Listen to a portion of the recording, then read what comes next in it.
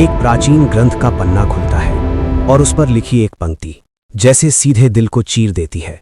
क्या भगवान श्री राम ने मांस खाया था? एक पल, बस एक पल के लिए सब कुछ थम जाता है, सांसें रुक जाती हैं, दिल धड़कता है और दिमाग एक ही सवाल में उलझ जाता है, क्या ये सच हो सकता है? जिस राम का नाम लेते ही हमारी आंखें नम हो जाती हैं, जिसे हर माँ अपने बेटे में देखना चाहती है, जिसके आदर्श पर पूरी दुनिया चलने की कोशिश करती है, उनके बारे में ऐसा सवाल, ये सिर्फ एक सवाल नहीं है, ये हमारी आस्था की जड़ तक हिला देने वाली बात है। राम सिर्फ एक नाम नहीं है, राम वो एहसास है जो टूटे हुए इंसान को संभाल ले, जो भटके हुए को रास्ता दिखा दे। राम बोलते ही दिल में एक सुकून उतरता है और आज उसी राम पर सवाल उठ रहा है। सोचिए, वो छोटा बच्चा जो हर रात रामायण सुनकर सोता है, वो माँ जो अपने बेटे को राम जैसा बनने की सीख देती है। अगर उनके सामने ये सवाल आए तो उनके दिल पर क्या बीतेगी? लेकिन सच को जानना जरूरी है, क्योंकि आधा सच सबसे बड़ा झूठ होता है।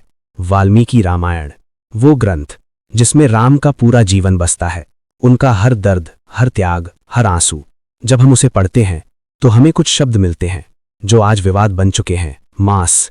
बस यही एक शब्द पूरी कहानी को बदलने की कोशिश करता है। लेकिन क्या सच में इतना आसान है एक शब्द से राम को समझ लेना?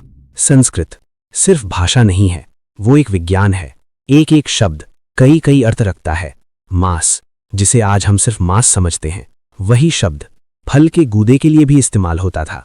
अब सोचिए, अगर कोई व्यक्ति सिर्फ शब्द देखे और भाव न समझे तो क्या वो सच तक पहुंच पाएगा?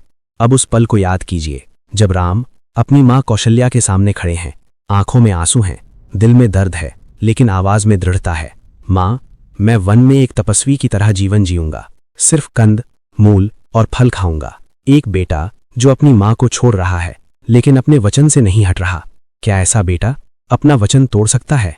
सीता, एक रानी जिसने महलों की सुख सुविधा छोड़ी और जंगल में कांटों भरे रास्तों पर चलना स्वीकार किया।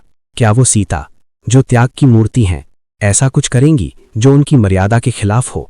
लक्ष्मण, जिन्होंने 14 साल तक नींद तक त्याग दी, भाई की सेवा में खुद को भूल गए, क्या वो ऐसे जीवन का हिस्सा होंगे जो संयम के खिलाफ हो? फिर भी कुछ लोग कुछ शब्दों को पकड़कर पूरी कहानी बदलने की कोशिश करते हैं। आज का समय सबसे तेज है। एक वीडियो, एक पोस्ट और सच से ज्यादा तेजी से फैल जाता है झूठ।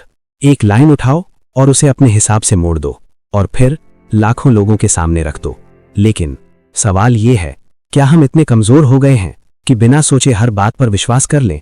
राम का जीवन किसी बहस का विषय नहीं है, वो एक प्रेरणा है, त्याग की, सत्य की और सबसे बढ़कर वचन की। प्राण जाए पर वचन न जाए, ये सिर्फ शब्द नहीं है, ये राम का जीवन है। तो अगर राम ने वचन दिया था कि वे तपस्वी जीवन जिएंगे, तो क्या वो उसे तोड़ सकते थे? या फिर हम ही उनकी कहानी को समझने में गलती कर रहे हैं? सच हमेशा सामने होता है, लेकिन उसे देखने के लिए सिर्फ आंखें नहीं, दिल भी चाहिए। आज जरूरत है रुकने की, सोचने की और सच को जानने की, क्योंकि अगर हम अपनी जड़ों को नहीं समझेंगे तो कोई भी आकर हमें हमारी ही कहानी गलत तरीके से सुना देगा।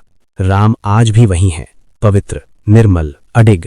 सवाल बदल सकते हैं, लोग बदल सकते हैं, समय बदल सकता है, लेकिन राम का सत्य कभी नहीं बदलता।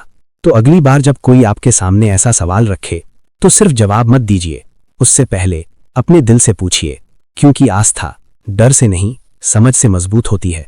और याद रखिए, राम सिर्फ इतिहास नहीं है, राम हमारे भीतर बसते हैं और जब तक राम हमारे भीतर हैं, कोई भी सवाल हमारी आस्था को हिला नहीं सकता।